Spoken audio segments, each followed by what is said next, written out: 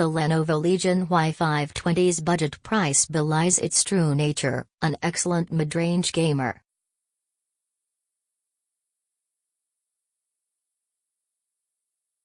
It has flaws, like a dim screen, but none that are fatal. The Lenovo Legion Y520 wasn't forged in the fires of Mount Doom.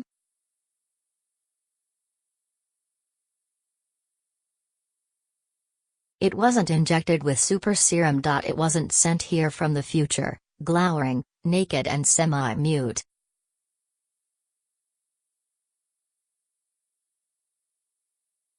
It wasn't trained by master ninjas. It wasn't built in an underground laboratory by rocket scientists.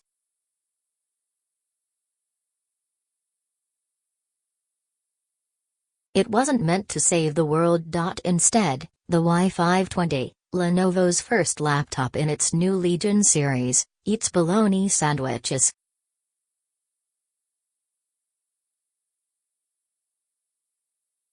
It drinks PBR unironically. It enjoys Sunday afternoon baseball. Lenovo's mid-range gaming laptop is reliable, affordable, and has just enough snazz to keep it exciting.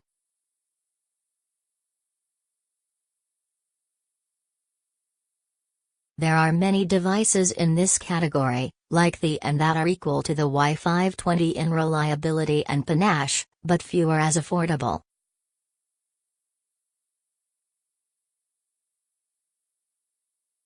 The Y520 won't blow you away, but for gaming on a budget, it's one of the best gaming laptops on the market.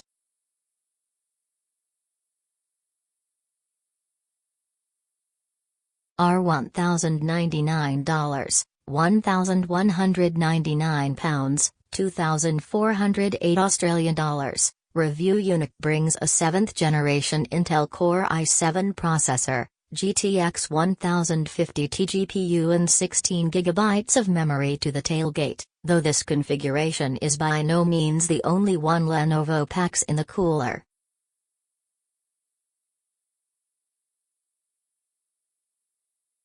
The Y520's CPU, GPU, memory and storage are all tweakable, Core i5 or i7, GTX 1050T or GTX 1060, 8GB or 16GB of RAM, no SSD to 512GB and 1TB or 2TB hard drive.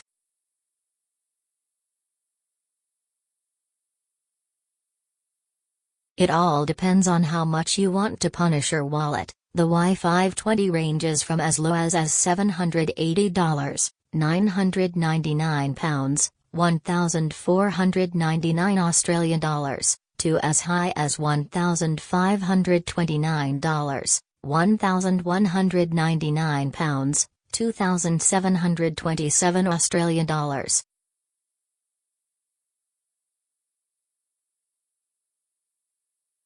The ROG Strix GL753 and Sabre 17 have nearly identical stats to our review unit, outside of the Sabre 17's 17-inch screen, and nearly identical prices.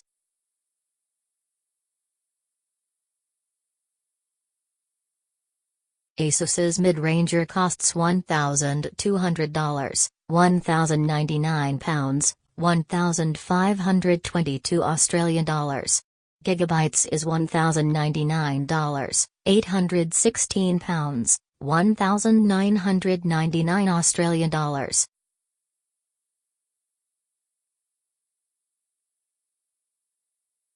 Y520?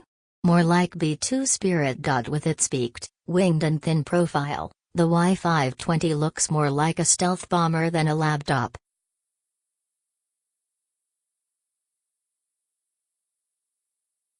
There's no sneaking on the inside, though. Red accents on the keys and touchpad call out for ultraviolence.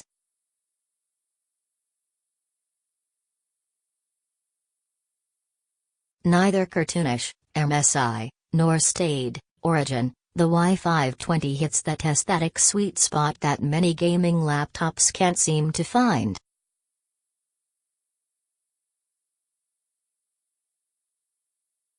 The Y520's underside is, of course, bedecked with vents. These route heat to the back of the device, which keeps the base relatively cool during use.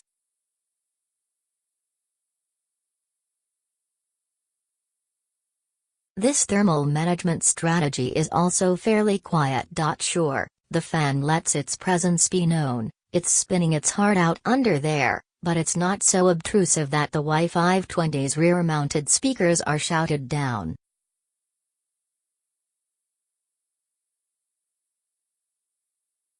Speaking of speakers, the Y520s are what you'd expect from a mid-range gamer, average.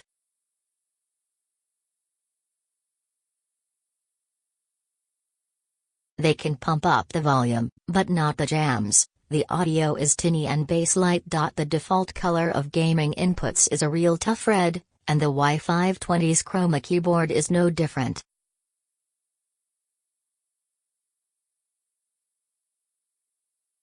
Nor can you do anything about it. Its color palette is static, and the keys non-programmable, features that were likely cut in order to keep the device working class.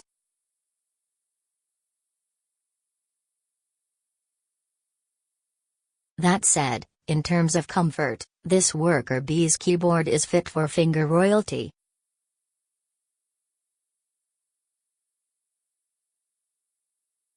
The keys are large and run deep, with 1.8 mm of springy travel.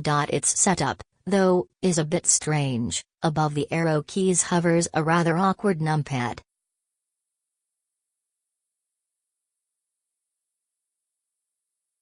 Furthermore, the numpad looks like it spent a little too much time in the dryer. The keys are shrunk. Overall, it feels like a throw-in feature.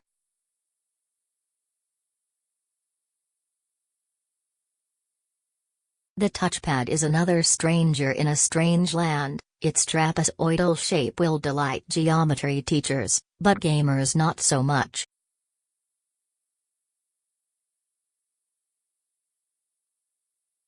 They usually prefer their polygons in-game, not in laptop. Odd shape aside, it works well enough.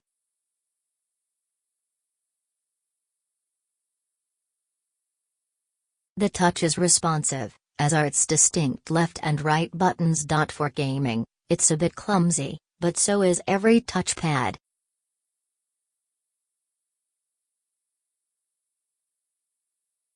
For the fun stuff, you'll want a mouse. The Y520's major flaw is its display. The colors are uninspired and often just wash out, a nearly unforgivable sin on a device that is meant to provide at least medium levels of bedazzlement.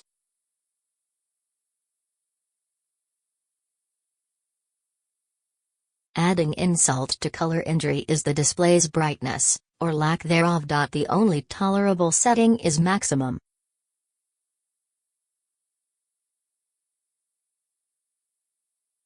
Anything less, and you'll need a flashlight to see whatever the hell is happening on screen.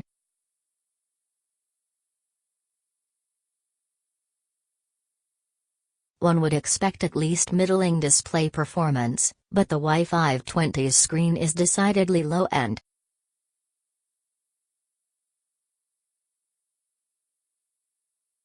In this area at least, other mid-rangers far outpace it.